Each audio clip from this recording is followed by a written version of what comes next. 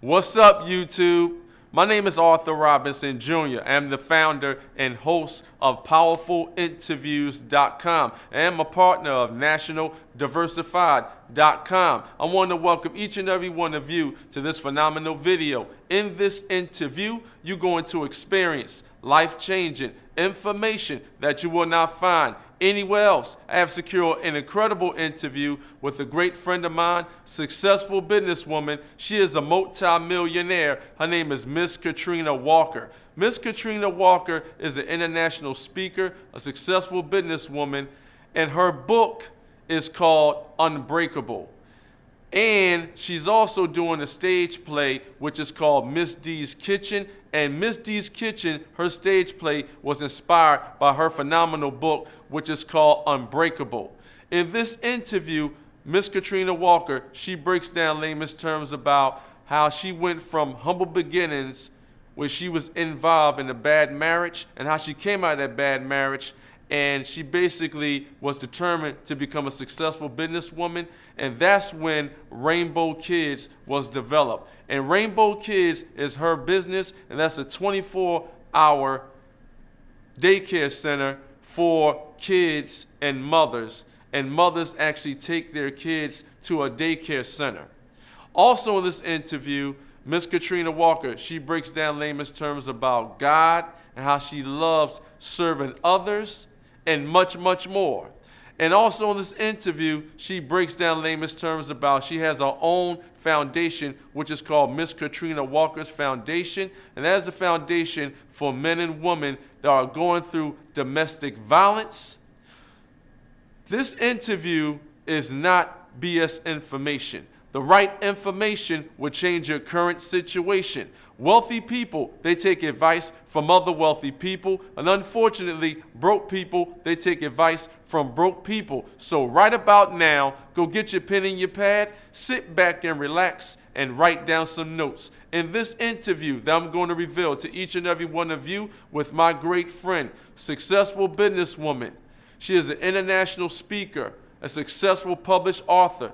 She is a multi-millionaire. Her name is Miss Katrina Walker. This interview, it will change your life. And don't forget to subscribe to my YouTube channel and turn your notifications on. That way you be well informed when I publish more successful audio interviews. So, check it out. Without further ado, I'd like to welcome the one, the only, the beautiful Katrina Walker to the show. Good morning, everybody, and thank you, Arthur, for having me. I'd like to thank you, Katrina, for taking time out of your busy schedule to educate me and the listeners worldwide about your phenomenal book, Unbreakable, and about the power of building wealth. I gladly appreciate it. Thank you, thank you, thank you so much. I tell you, God is good all the time, and thanks for having me again. And, your audience, I just want to, say to them, thanks for listening to me, and anything that I got inside of me, I want to share it with them. I just want everybody to do good. That's just me. They used to call it being free-hearted, when I was a little girl, but I just want everybody to do good. That's just me. So I have to share it. I have to give them the blueprint. Well, I appreciate you revealing the blueprint to my audience. To everyone that's listening, I highly recommend go and get your pen and your pad right now. My great friend Katrina Walker is going to break down layman's terms about her phenomenal book, Unbreakable, and the power of building wealth. Is that correct, Katrina? Yes, I am. Best that I can. And anything that you don't get, you got to get that book on Amazon and get Unbreakable. Anything, I've worn so many hats, and I'm sure we all have a story to tell, but I'm willing to share mine. I just want to be honest and just, tell the world, because it's going to help somebody, and that's what I'm about, helping others. Katrina, can you explain to the audience in layman's terms, who is the beautiful Katrina Walker? How long you been in your powerful industry, and what is your expertise? Woo, okay. Katrina Walker, I was this little girl that was different. My mother, let me tell you about this lady. She's no longer with us, okay? She was down south in Memphis, Tennessee. This little bitty, skinny little woman, the story that was told to me. Now, from the beginning, how I came about. This woman told her mama that she was going to the corner store. And when she went to the corner store, she came back 9 months later. I was maybe about 6 weeks old. She couldn't drive, but somebody drove up in a car, and my older sister, which is about 6 years older than I, was standing to the side. She rolled the window down. That was back in the day. She rolled the window down and told my sister, come here. And my sister came over, and she handed me through the window. I was a little newborn baby.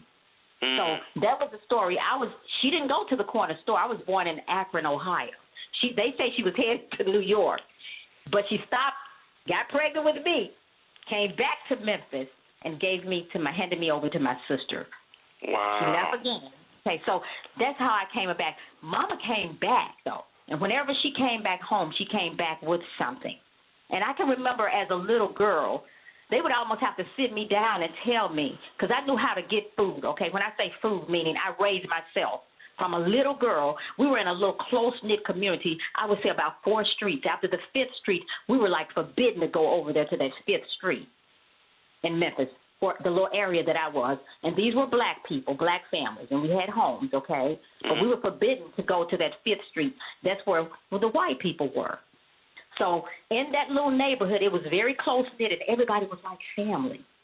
So I could go to neighbors. I knew in the morning when I woke up as a little 4-year-old where I was going to get my breakfast, I didn't want to have what we would have, which, I would always see my grandmama because she was living with us, always mixing up eggs, and I always had to stretch food. And I used to think even at 4, I'm not going to be like that when I grow up. So my mind was always like that. So I knew that I was going to go to Miss Ella Mae's house and get my biscuits. I was going to go across the street to Miss Verlene's house, the Wilsons, and get me some bacon and eggs. By the end of the morning, at 12 o'clock, we couldn't even tell time. But my friend girl, she would tell me, she said, I would know, have my head up, even when we were playing, I would say, it's 12 o'clock, come on, let's go over to Charlotte's house. But what I'm trying to say is, even as a little girl, I knew where to go and seek the best food. When I got a little older, I would say about 8 years old, my mother would leave us a quarter apiece. By then I had 2 younger sisters. So she would leave us a quarter apiece on her, what they called a Chester drawer, when she'd leave out for work. But I knew then a quarter wasn't enough for me to have the things that I want. So I'm talking at 8 years old, I would wake my sisters up.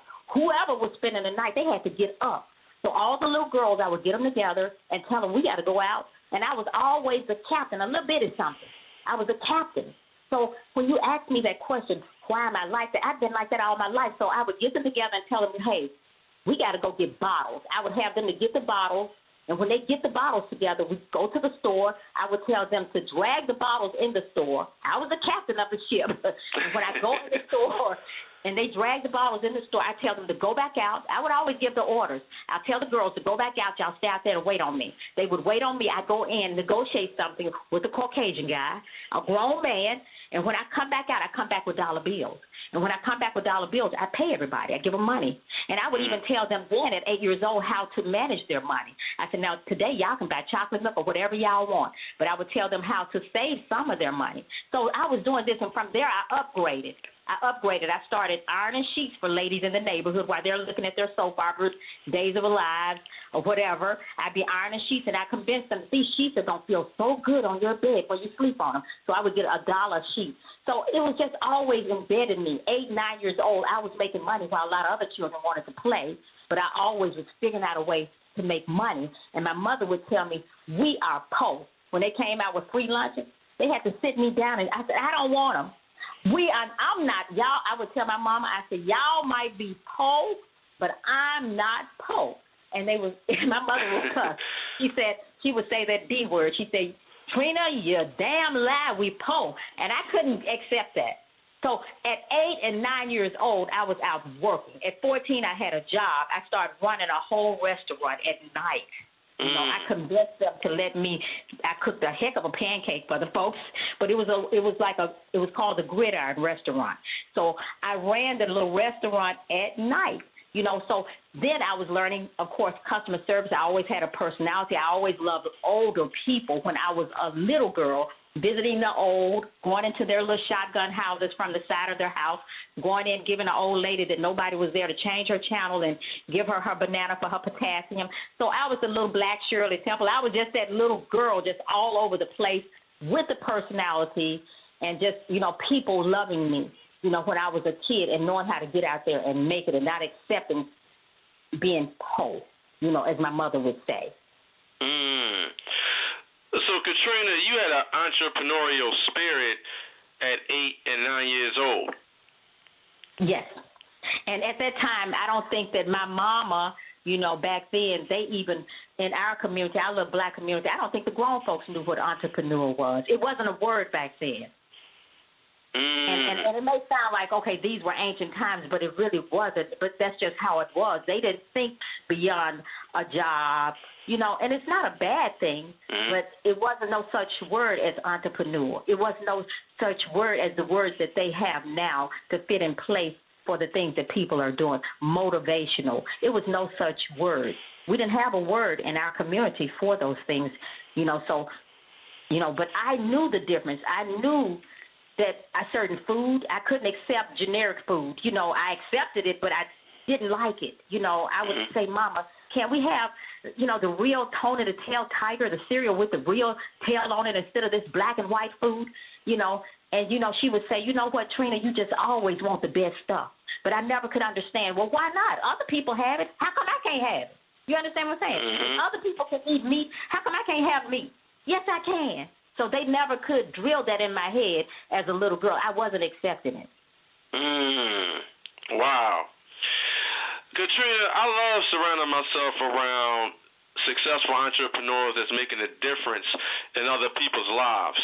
Now let's talk about the word entrepreneur. Now, the word entrepreneur means entreprendre, and it was a Latin word, and it was invented in the 15th century in France. And a gentleman by the name of John Baptist, he invented the word, and over 300 years later, that word still exists, which is entrepreneur. So entre means between, and ponder means to take. So it means to take lower productivity and increase it to higher productivity. Can you explain to the audience, how are you increasing your productivity in your businesses? Okay, the way that I did, and people often ask me, you went through so many struggles in your life. Why didn't you just give up, one of those times? First of all, I'm not a giver-upper, okay? And I think that the way that I became successful is even once I got married and became a teenage bride, and thinking that I'm going to go into this marriage and build and have a family. Back when I was coming up, they had this show called Leave It to Beaver. So I just knew I was going to be June Cleaver. But the way that I did it, I remember going, I always believed in crawling. My grandmother used to call it crawling before you walk and not biting off more than you can chew, and you got to start somewhere. But I never, like I said, if you listen to my story in the beginning, I would never accept no. I've never accepted no for an answer. So I can just remember needing a job, going to Federal Express, and I was young then, but I couldn't get on there, so I went through a temporary service. So this temporary service that sent me to Federal Express, I asked them to send me to Federal Express, first of all. And the lady, she liked me. She showed me favor, and she sent me out there. When I went out there as a temporary, I worked hard. I did a good job. I minded my own business. I did the things that I was supposed to do, and I did it to the best of my ability. And what I want to say to you is that once I got there and I learned that they were going to hire, I put in for an application, and I can just remember some of the girls saying, I sure hope she gets a job so she can buy her some clothes. Because during that time I had small children, so I didn't have a lot of money. But you know what? They interviewed 80 people, and out of those 80, they hired 10 people. And 2 of them were women, and 1 was me. So I'm glad they said what they said. But the whole thing in a nutshell, when I worked there, my mind has always, you just have to broaden. You got to step outside the box, and you got to broaden your horizon. So Fred Smith, the company was only 10 years old. So Fred Smith would come out, and he would talk to us. That's the owner of Federal Express. And when Mr. Smith would speak to us, we would be huddled around him. And what he would talk about is having orange and purple blood and growing within his company. But my mind always thought about, you know what, Mr. Smith? I love Federal Express, and I thank God for the opportunity of working here, but I don't want to be an old lady working here for the rest of my life. Right. So I thought outside of the box of saying, you know what, if you can fly airplanes all around the world, this is where my mind was going when this man was talking to us. It wasn't about the profit sharing. It wasn't about going over his company and all the benefits that you receive. It was I'm looking at him and I'm listening to him and I'm thinking to myself, if you can do this, you know what, I can do this. So I may not be able to fly the planes around the world, but what I'm going to do is I'm a heck of a mama. Everybody loves me. They know that I take good care of my children. I said, so since you're sending out cargo, I'm going to send out precious cargo. And precious cargo being children. You know, so that's where my mind was at that time, because I love children. Like I mentioned earlier, I love old people and I love children. And I was, you know, a great mother, and people trusted me. I said, so I'm going to start a child care service. I said, because he has a hub facility where all his planes come in late at night, but nobody, who's keeping these people children at night? People have to have somewhere and take their children somewhere to somebody that they can trust at night. But all daycare centers were opening from 6 o'clock to 6 p.m., and I was the first ever to open a 24-hour child care center. So my mind has always stepped outside of the box to do something different and beneficial for the community. Then I took it a step further. You know, I took it a step further. I said, well, you know what, I'm going to make my first $5,000. I was in a small building, but all the time I saw property. I saw young mamas that were me and all the hard times that I was going through with my children. When I was married to, I had such a horrible marriage, you know, to my children's father, and I stayed there for 20 years.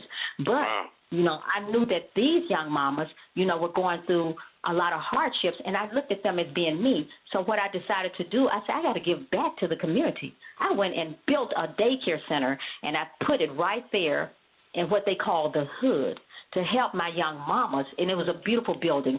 And during that time when I got that building, again, another struggle that I went through, I had married again, and the husband that I was married to stole my money, you know, built another center on the other side of town with a crooked contractor, and then I had to start all over again. But I never gave up. I never, ever gave up.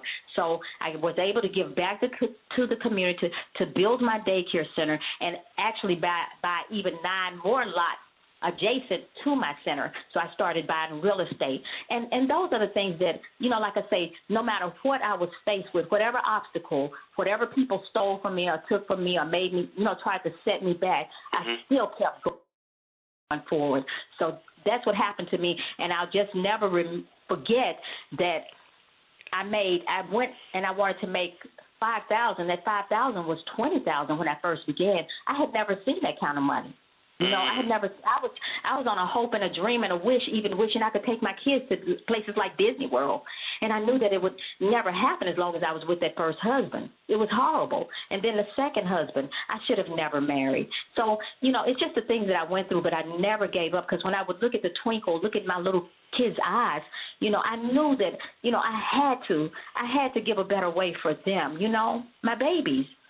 So that's, you know, that's what I went through. Well, you definitely overcame those unfortunate obstacles, and I love children, and children are our future benefactors. Yes.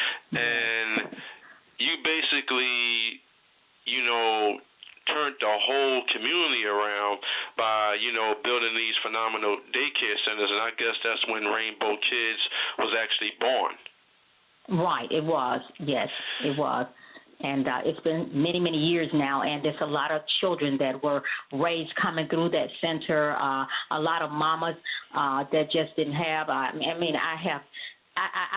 seen a lot, and I just thank God that I was able to be there for the young ladies, you know, that didn't have the mamas and the grandmamas that I grew up, you know, around. So I had to be everybody's mama. I had to drive the bus. I had to see the children that were abused to pull them out of those situations, you know. I had to do that, you know. I've been the bus driver. I've been the cook, you know. I've been the teacher. I had to do it all, and I also had to make sure that the staff that I hired, that I put in place, that were good, that really love children, and were, you know, I want to make sure they had a great curriculum, you know, to take with them. So it was a lot of work, but it was well worth it, you know, because I was able to change a lot of lives, and like I say again, help a lot of young mamas, you know, and daddies. that were out there, people that didn't have the money to even bury their mother. I was able to, at that time, I was able to do that because I was able to make money by then and to give to others and help other folks. And that's what I did. That's what my heart, that's just me, Wow. This is an incredible interview, and I appreciate you coming on my show today, Katrina. Thanks for having me. Katrina, you overcame a lot of adversity, and I know you dealt with mental and physical abuse with your first husband. And me and my wife, we've been together over 15 years, been married a little over 10 years now. Oh, wow. And I could never see myself physically abusing my wife. Can you explain to the audience, for the woman that may be going through these trials and tribulations right now, why do women stick with a husband that mentally or physically abuses them? That's a good one. And And that's why I'm there to help my women. You speak of women. Some men are abused as well, but just a person that's being abused, and I saw a lot of abuse coming up, Arthur. My mom, I saw her be abused, and then when I was going through what I was going through, and I would call or talk to older women. You know what? My mama would tell me, my husband would come in, it's daylight like it is now, and at 3 o'clock in the morning or before it get daylighted, and I'm wondering where he's at, and I'm calling the police station, and I'm calling, and they don't have anybody by that name, and I'm calling the jails. I'm young, right? I don't know. And I'm calling these places, and they don't have anybody by that name, so my mama was something else. So I'd pick up the phone, and I'd call her. You think that woman that played on Whitney Houston, she said, you get with him on, I forgot the name of the movie, but anyhow. Wait, XL. Yes, and I call my mom, and I say to my mother, and I said, Mama, he, building my nerve to call her, and she tell me, she said, hell, she would cuss in that S word, Trina, lay back down and go to sleep, and she would call in that N word. She said, that N word, he'll be in there with a long A lie, and sure enough, he would come in daylight. And I remember one particular time, Arthur, he came in, and it was daylight. And I asked him where had he been? You're not supposed to ask people where he been, right? That's right. Not him. So I asked him, and my children, it's daylight where my kids are up, and they're in the bedroom, and I asked him where had he been, and this man wanted to fight me. So I just remember running, down the hall, running to my kid's bedroom, and slam the door and lock the door, and my children are standing down there playing. They were little kids, right? Mm-hmm. I pick them up and throw them on the top bunk bed, pick my other girl up and throw her on the top bunk bed, and I get on the bottom bunk bed, and I'll never forget, and I just held my head down, Arthur, and he kicked the door in, and my little boy hollered, Mama, duck, and I'll never forget seeing that iron go flying past my head into the wall, and that's when I held my head down, and the wall, and, the iron went straight, through the wall, aimed for my head. So, I also know if that iron had connected with my head, I wouldn't be here today, even having this conversation, So, I tell women, and I was able to get out of it, because in my mind, I'm thinking, women would say stay. No, you don't stay in a horrible situation, because mentally it ain't good, and physically you could end up dead. Somebody can, one of those times they can kill you, so I finally, people were telling me, women were telling me, you would not make it out there, because by then I have 4 kids, right? You're not going to make it with 4 children out there without your husband. And something, they went as far as saying, keep your good man. Some other woman going to get him. And I had to come to myself, what's good about him? What is good about him? I'm going to sleep like Celia on Color Purple with my coat buttoned up to my neck, because this man finna come in and try to do his business, So I try to tell women, don't stay in a horrible place. We got one life to live. Everything's not going to always be peaches and ice cream. I'm not saying that. But you know what? It can be a heck of a lot better than being in a miserable situation day in and day out. Nobody has any business to mentally or physically abuse nobody. That's true. So I say don't stay. My mother, they thought, those women back in that day, black eyes, I woke up to seeing black eyes. It's all in my book. That's why I want people to get that book. It's no shame in me. I'm going to share it with the world. What I saw, what I know, and what I've been through. You are experiencing a life-changing, powerful interview, and you are hearing it first from Arthur Robinson Jr.'s PowerfulInterviews.com. Well, I know it's a lot of women all over the world that is currently going through, these unfortunate instances right now in their marriage or with a significant other, or they're living together and not married. That's not good. But at the end of the day, this message has to get across to a lot of women, because a lot of women that's dealing with a man that may not be good for them, but they just trying to hang in there and thinking that he's going to change. But you can't change no one. The only person that can change them is God, and are they willing to change themselves? My sister-in-law, you're absolutely right. She's not living, and we were very close, and she went through a lot with my brother, and I would even ask her, well, Bernice, why are you staying? And her answer was, I'm not going back over Muddia. That's what she called her mother. I'm not going back over Muddia's house and sleep on her sofa, on her couch. I'm like, if you got to sleep on Muddia's couch, you can't continue to go through the abuse. And it's hard when you're dealing with someone and the infidelity of somebody's cheating. People can say what they want to say.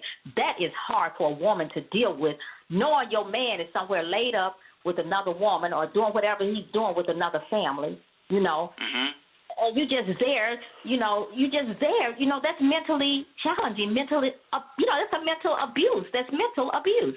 I don't care which way you chop it up, and it's just so much your mind can take, That's absolutely true. That is absolutely true. Now, I know in marriages, you're going to go through your ups and downs, and you're going to go through your arguments. Right. But your arguments should never lead to physical violence, because nobody likes divorce. I don't even like the word divorce, and divorce means divide. And when you divide, that basically means that it's dividing up the financial house, which is the husband and the wife, and that's dividing up the kids. So if the kids have to go with the mother full-time, then that means they have to get to know their father on a part-time basis. Or if the kids go with the father full-time, that means that the kids have to get to know their mother on a part-time basis. But I think you're right. You're absolutely right. And I do believe in people, if you can work that marriage out, fine. But when it gets to the point that it's abuse, that's right, that it's abuse and it can't be worked out, that's not good for you or the children. The children, that's why the children will be sitting up on somebody's panel when they get grown because of all the things that they've seen and they've heard. It's not good. It's not good for the children. If it's something that can be worked out. But when it comes that somebody's hitting you upside your head, cussing you out, that's right, telling you ugly, you ain't no good, you ain't good for nothing, you need me, you got to depend. Some women back in the day couldn't even drive. They were so dependent on men, So... I think that if you can make it work, I stayed 20 years and then I got married again, and somebody would say, well, why did you do it again? A lot of times, as a young woman, you don't always know, because when you get with people, what I say for me and what I want to explain to other people, please, I should have taken my time. You have to take your time to get to know a person, because just because they came in and walked in when they were courting you, are they going to be doing that same thing on down the line? Or would they be just closing your ankle up in the car door? First they were opening the door, That's and right. I'm just saying that literally to say that, is that person really who they pretend to be? Some people are, but some people are not. So I didn't give myself enough time. So I say to other women, give yourself enough time, to see if you really know that man, if he really is who he say he is, if that makes sense to you. Oh, that makes a lot of sense. My son is 10 years old, and he sees what I do with his mom. I open up the door for her. I tell him when he go to school, make sure you open up the door for kids that's your peers and for older women as well. So that's going to be instilled in him at a young age, so he's just going to just be groomed into that when he becomes into manhood as a young adult. And kids mimic what their fathers and mothers or grandmothers, whoever raised them, they mimic what they see. But if you keep, showing a child, turmoil and chaos, then they grow up chaotic and they don't know how to love an outsider, which they can't. When they bring the outsider into their world, they're just going to have a selfish mentality. And your mentality creates your reality. So I teaches my son to pray, love Yes. God, and treat Yes. people the way you like to be treated. Now, when you're in school, you don't want to get bullied. Stand up for yourself if it leads to physical altercations. But always be willing to speak truth into people, because once they hear that you're different, you're going to attract the right people into your life. And I'm very, very, very, very careful of who I allow to come into my life, because I don't want toxic energy around me. I only want positive energy around me. And that's why I'm still in my son. That's great, because what you just mentioned is, just toxic people, and I always tell people this too, Arthur, is, we keep those 3 nouns that they taught us in the 3rd grade: people, places, and things. And we just have to make good choices with the people we let in our life, even the places that we go and the things that we do. Life is choices. Nobody make nobody do nothing. Nobody made me do the things the people that did the things to me that brought harm to me. You just have to be very, very careful. But it's a shame that you have to be married to someone and they steal from you, So, you have no jurisdiction. But one thing I can say is that when you're in a horrible place, you just don't stay there. You get out of that horrible place. That's absolutely true. Good on the other side. God is a good God. He's an awesome God that we serve. And I often say to people, the things that I went through, maybe I went through it so I could help others, and turn these lemons into lemonade to help other folks, to let them know, this is the way you do it. Life is about happiness. Everything, again, might not be peaches and ice cream, but it's a lot of good. It's some good people out there, and it's some good things, and life can be full of happiness and joy and all these other great things, and you can make money. Making money is not hard. It's easy, and I can tell people that I've done it over and over again, and everybody can eat steak. Everybody has something within themselves that they can pull out of themselves. They don't have to be in poverty. No one has to be poor, and that's why I say that I never believed that when, my mother then was telling me, you got to get food stamps. And I've had to do all of that, but I always knew that I didn't always have to stay in that place. Wow. That's absolutely true. You have to be willing to break that generational curse as parents, because parents are the ultimate teachers. It's not the teachers at the school. You are the teachers. Kids learn from their mother and their father. And you could be teaching them the right way, you could be teaching them the wrong way. I say have multiple fathers or have multiple mothers, because it could be you could be in a situation where your mom just don't really know how to be a mother, or your father just don't really know how to be a father. It's not a book to being a mother or a book to being a father. You can be the best you, and God will guide you through. That's right. Absolutely. I totally agree with that. Yes. Katrina, let's switch gears a little bit. Now, you built a phenomenal brand, which is called Rainbow Kids. Can you explain to the audience what was the most important day of your life when you experienced financial freedom? You are experiencing a life-changing, powerful interview, and you are hearing it first from Arthur Robinson Jr.'s PowerfulInterviews.com. I guess waking up and not have, so many times that I went to bed and didn't know how I was going to pay my light. My mother used to call it lights. She made it plural, light, gas, and water bill, right? Even for my children. And having money, like they say, money ain't everything. And it isn't everything, but I'm going to tell the truth about it. Money makes life a heck of a lot easier. That's true. It really does, okay? So what was my thing is that, knowing that I could, pay for stuff finally, and not have to, just have to worry about how I'm going to pay a bill or, have to run in the house and hide a pair of shoes, that, he may have. Back in the day, I had to hide if I bought myself a pair of shoes, I would have to sneak them past him. All of this is in the book, but I think my turning point was being able to, pay for things finally and do things for my children, I mean, I wasn't ever able to do anything for them, and just getting all of the crazy folks out your life, so and being able to just move forward. So I think the turning point was just having money and being able to provide, for my family, my children, the way that I wanted to provide, and be able to invest, and just make money grow and just you know, I mean, and thank God, number one, always keeping him first. I have to say that too.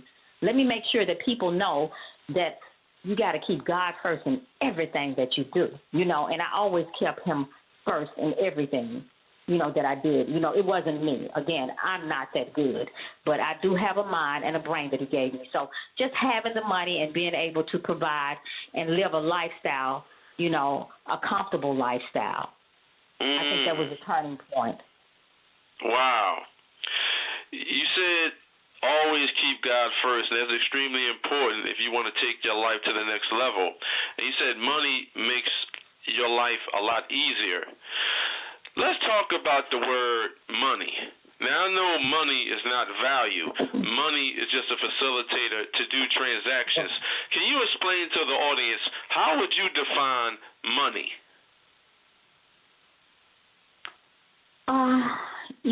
Money. It's not everything, but we need it to live with. You know, just keeping it real. You know, we needed to pay for things that we like. You know, we still, you can still make it, but I'm just saying, still money does. I mean, everyday life, you're going to have, you know, money to make transactions to pay for the things that you need to live. You know. So, and with that money, you can, like I say, you can do other things. You can invest with money. You know, you can make it grow, and then you can help break that, I would say, generational curse, because I was not born with a silver spoon. My mama didn't. Yeah, I talked about it. She didn't have nothing, no fault of her own. But she was a little black woman in a little black community. But she knew wherever she went, whenever she left, she came back with something that cost money. So, you know, just realistically, everyday life, we have to have, you know, money, you know, to survive, you know, to live, you know, and to make sure that, you know, the next generation, like we mentioned, generational curse, you know, your children and your grandchildren, you know, they're going to need things in this life, you know, so they can be maybe not like the Walmart, you know, the Waltons, you know, but, you know, Sam Walton, he left a great thing for his children and now his grandchildren, you know, the Rockefellers, you know. So, you know, we want to make sure that, you know, the money, you know, helps with your lifestyle, the way of life, the way of living, your lifestyle, your children, and your children's children. You say you need money to survive, so money is up there with oxygen. You do need it. I would say no. We can breathe. You know, we can breathe. You know, air is free. That's about the only thing that, you know, they hadn't really just. Well, some places do charge you for air, right? That's right. Still up there in your tire, you know. But God give us air, you know, to breathe. But I mean, you yourself, when you leave out your door, you got to put gas in your car, so that takes money. You know, right? When you click on your light switch, you know, that takes money. You know, if you look at cable, you got to pay for that. That takes money. So, you know, I mean, we live in an era now, you know, that if you walk out your door, you're going to spend some money. Am I wrong or right? More than likely, you're going to spend some money. That's right. You only get one life to live. There are no sequels. I'm just keeping it real, you know, but everything almost takes money, you know, nowadays. It's just different, but it's true, you know, it's a true fact. We have to have money to live, you know. We can live without it, you know, I guess. You know what I'm saying? But I think it would be really, really hard, you know, like in the caveman era, right? You know? That's absolutely true. That is absolutely true. And I know a lot of wealthy people, you know, they basically love the bartering system. You know, if I got, you know, 3 chickens and 4 trees, I can trade that with you if you can exchange some value with me.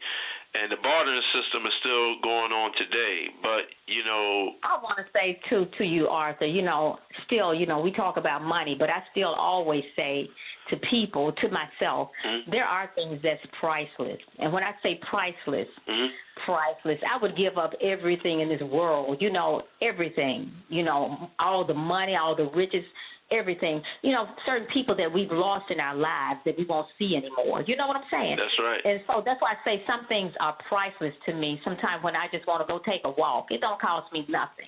You know, just that peace of mind. Those things are priceless, you know. Some things are just really golden and platinum to me, you know. That's priceless. So, you know, money, I can't say it's everything, because there are things in this world that really is priceless. You know, my grandmother, even though she was stretching the eggs, but to see her stretching those eggs, even though I knew I was going around the corner, but I love me some. We called her Mother too. She's a little old skinny lady, looked like Granny from the Beverly Hillbillies. That might be before your time, but you know, yeah, she was an amazing woman. So you know, those things are priceless. You know, so there are things in our life that's really, really, really. I mean, you couldn't put a penny, a nickel, $1 million on, you know, and you wouldn't take $1 million for. So, yeah. Well, I love the old school principles, and I'll be 48 this year in September.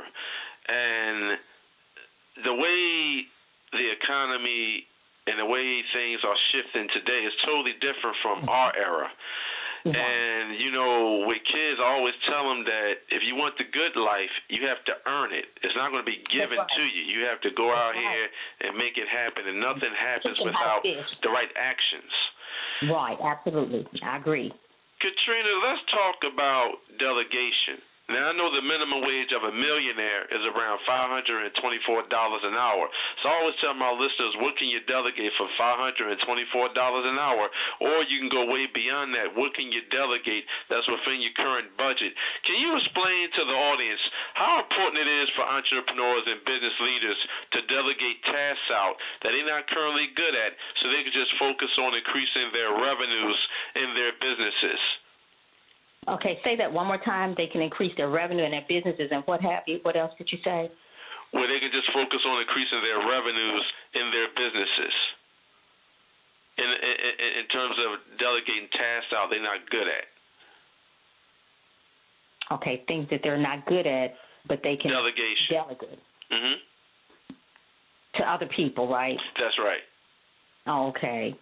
I think that is well, I'm probably shifting your question around because I'm trying to, you know, calculate it all in my head. But I think that as a business owner, you know, I think that the way that I feel about as far as people having billions and billions of dollars or millions and billions of dollars or a whole lot of money, personally, I feel that people should share. You know, that sounds crazy, don't it? But I think that people should delegate. I think people, I ain't saying that's your money. You don't have to just give it away. You know what I'm saying? But I think that you should do things to delegate as far as making the world a better place. If you see somebody over here and you got 100 pair of shoes, you know, that you're not using, that you're not wearing, or you know somebody that can start a business or what have you, and you got all this over here that you'll never be able to use, you know. I mean, you can delegate, you know, by, I'm not saying just give people stuff, you know, but I think that we should delegate by helping others. You know, I think that if you have more than enough, it's almost like the fish and the bread, you know. I think that we should, you know, we should not go to bed and lay down and know that we can delegate or help, you know, other people. You know, we should. And just like what I do now, you know, a lot of times I do things, you know, I don't put a price on it, you know. I make sure, you know, that I give back, you know, and that I help others. You know, we can't be selfish, you know. And I don't know if I'm answering your question correctly, but, you know, we have to, we got to give back. We got to delegate. We got to show people. We got to help others. We just can't keep it all to ourselves. It's just not right. You know, that's just my opinion. It's not right for me to know stuff and not share it with other people. It's not right. Yeah, you can delegate. And are you speaking on just delegating as far as having other people do other things? Yes, like you know, like you might want to delegate things out that you're not currently good at in terms of like bookkeeping or, you know, a copywriter for your website, you know, things of that nature where you leave those tasks up to people that are good at those tasks so you can just focus on building your business. And that's what you have to do. And also, Arthur, that comes with building yourself a team. Mm-hmm. It's no, you know how I've heard people say they did it on their own. I would be lying if I say that everything that I do on my own. Somebody got to help me. That's right. Somebody has to help me get to even this phone call now, and I say thank you to you, because you could have been where you didn't even want me on your show. And I'm just going to keep it real. I'm old school all the way. Mm-hmm. So I have to say thank you. I was raised that way to say thank you. I don't care how, you never get too big or too powerful not to say thank you. So I say thank you to you. So, yes, I can never say that no matter, even when I talk about the bottles, me having the idea, and I'm the captain of the ship with the little girls at 8 years old, they had to help me. I couldn't drag and pick up all those bottles. That's true. So you got to have somebody, and that's where building a team around you, and you make sure you pick some good people. When you look at Oprah, she got a wonderful friend, Gail. You can't do it all by yourself. God didn't put us on this earth for us to do everything ourselves. We got to help other people, pull them in, help them. They got to help you, and you help each other, and that's how you build wealth. That's how you build yourself, a mountain. That's how you do it, You That's just got to right. have a team. You got to have a team of people, and you got to share. You can't just be selfish. You got to share. When I look at LeBron and how great he is as far as a ball player and his friends that he brought with him, I'm sure. There's no way on earth that Katrina Walker can do everything herself. I can't do it. That is absolutely true. All successful big brands, they all had the right team, and team stands for together. Everyone achieves more. That's right. And I appreciate you coming on my show. Thank you so much, because really, honestly, a lot of people, you see them and you think, oh wow, they did it. They didn't do it by themselves. Mm-hmm. Believe me, they got somebody that helped them along the way. And they are behind the scenes. They're behind the scenes. So when people say I did this all by myself, they are lying. From down south, they are lying.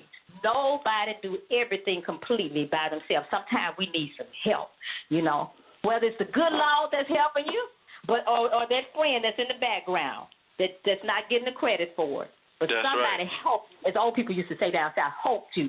I don't know where they get the hope from, but somebody helped you along the way. That is absolutely true.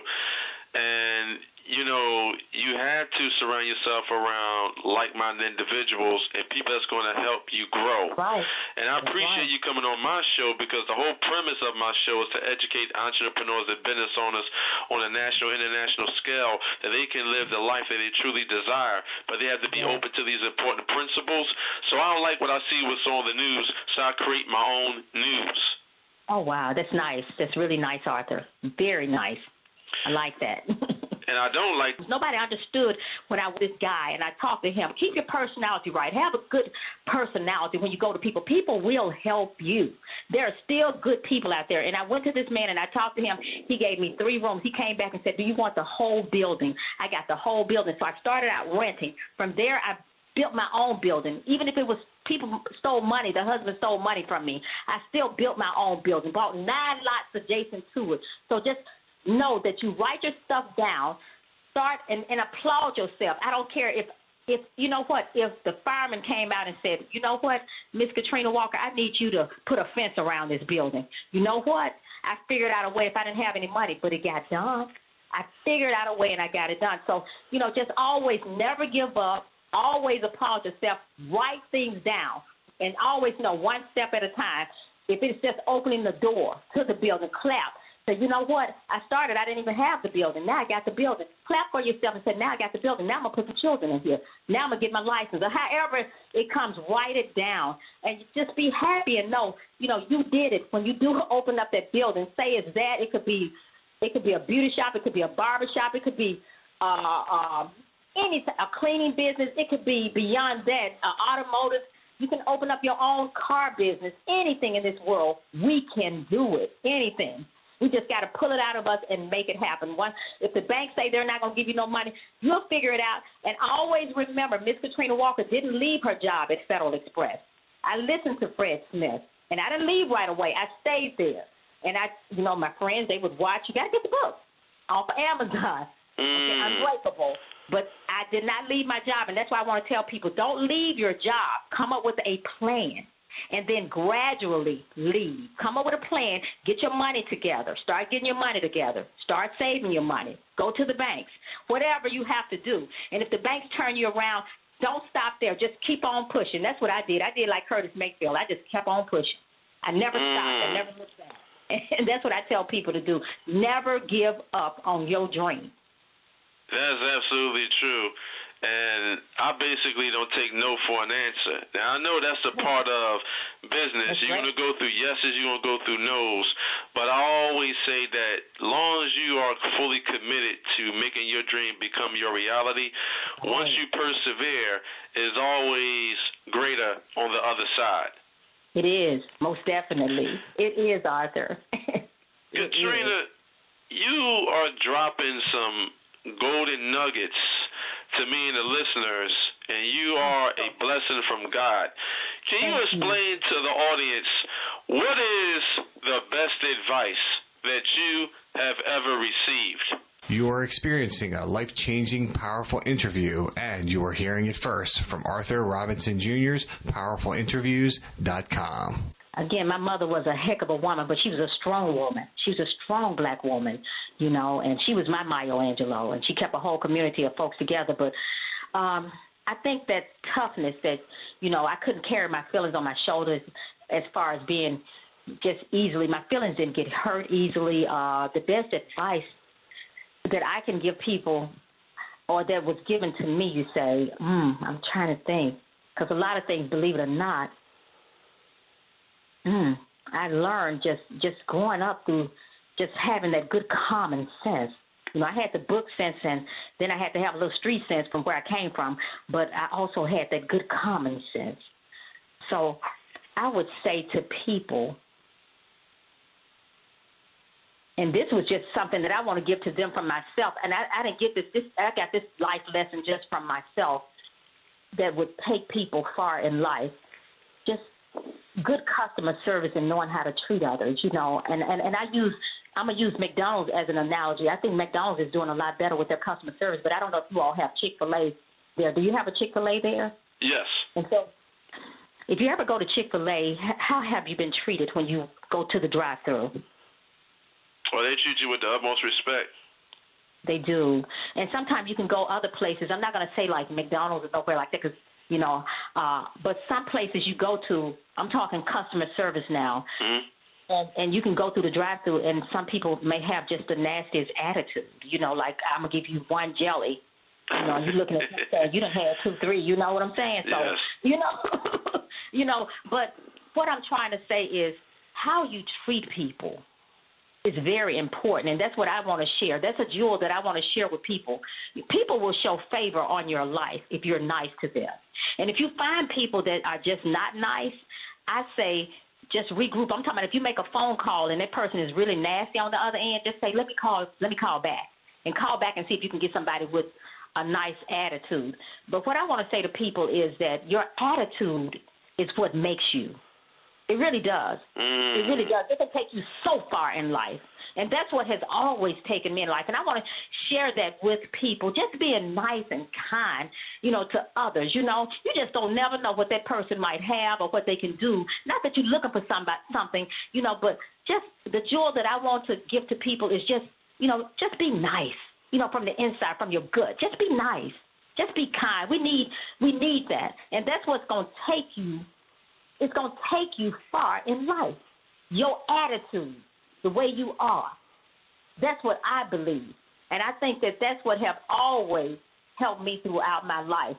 The way that I am, the way that I care, and I'm not looking for no pay, but it's just in my heart that I really love people. I really, want to treat people right, and just want to be kind.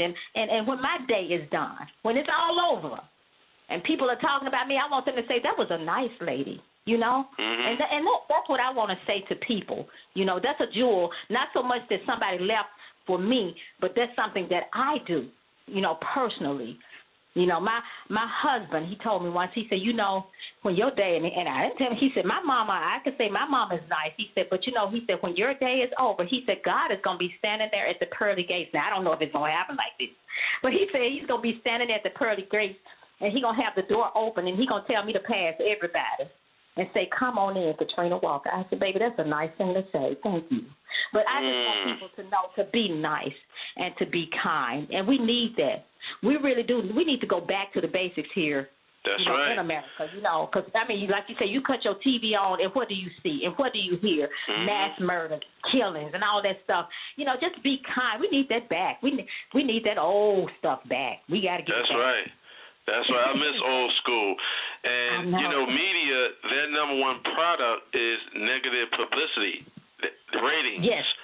Ratings is their number one goal.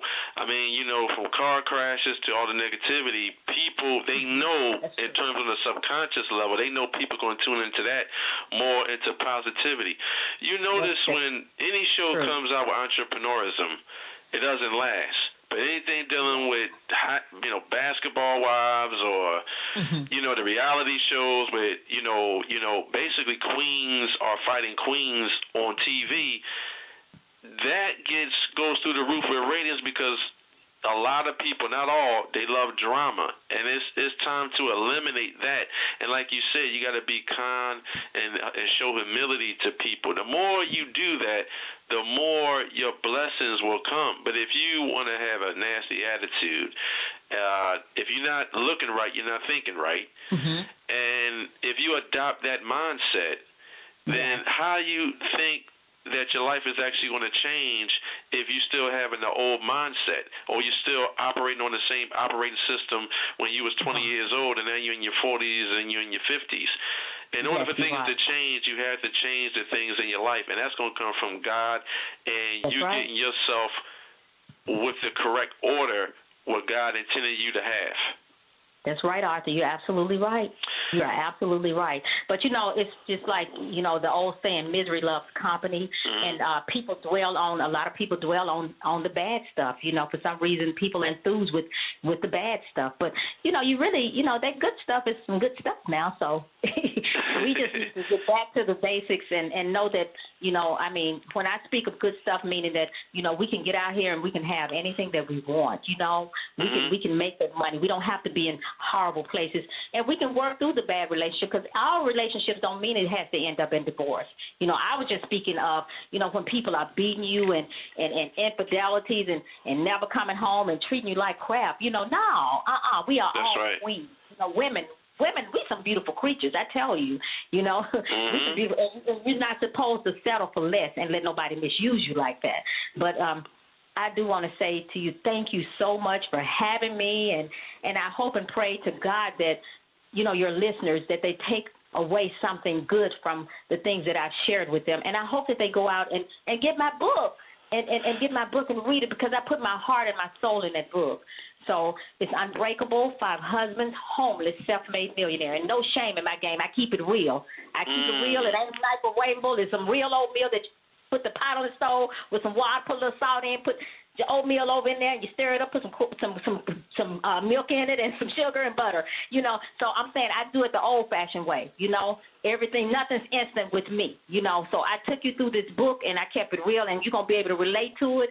And everybody don't like to tell their stuff, and they ain't got to tell their business. Because I grew up, my mom used to say, you better not tell nothing to go on in this house.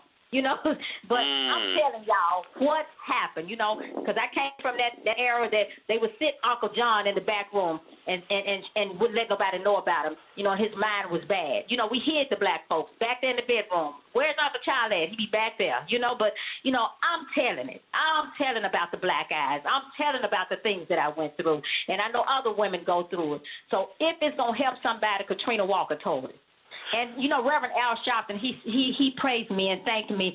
I was in New York City, and he thanked me for sharing my life story and being noble enough to stand up and tell people, this is what I went through. This is what I saw, you know. And like I say again, you know, I just want to help people, you know. And if that's the way that I can, when I lay down at the end of the night or the end of the day and I know I done helped somebody, you know, I know that I've done a job well done. And I thank you, Lord.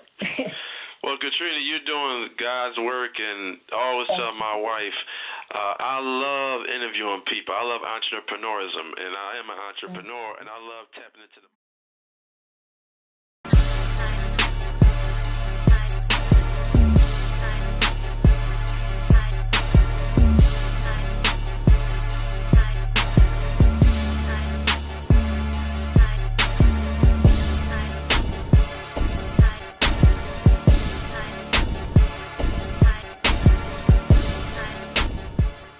Thank you.